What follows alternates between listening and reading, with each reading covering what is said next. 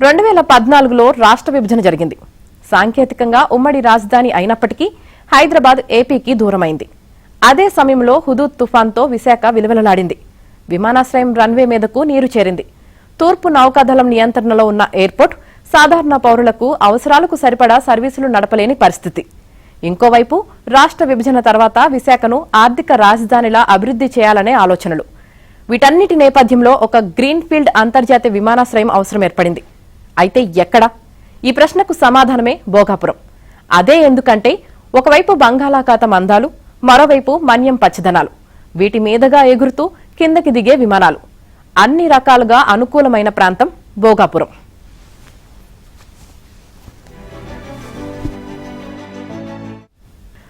రెండు 2014లో రాష్ట్ర విభజన జరిగింది. సాంకేతికంగా ఉమ్మడి రాజధాని అయినప్పటికీ హైదరాబాద్ ఏపీకి దూరమైంది. అదే సమయంలో హుదూద్ తుఫాన్తో విశాఖ విలవిలలాడింది.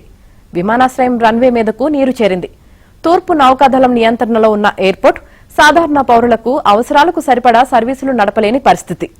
ఇంకోవైపు రాష్ట్ర విభజన తర్వాత విశాఖను ఆర్థిక రాజధానిలా అభివృద్ధి చేయాలనే ఆలోచనలు. వీటన్నిటి నేపథ్యంలో ఒక గ్రీన్ఫీల్డ్ అంతర్జాతీయ విమానాశ్రయం అవసరం ఏర్పడింది. అయితే ఎక్కడ? ఈ ప్రశ్నకు సమాధానమే భోగాపురం. అదే ఎందుకంటే ఒకవైపు బంగాళాఖాతం అందాలు, మరోవైపు మన్యం పచ్చదనాలు, వీటి మీదుగా ఎగురుతూ కిందకి దిగే విమానాలు, అన్ని రకాలుగా అనుకూలమైన ప్రాంతం భోగాపురం.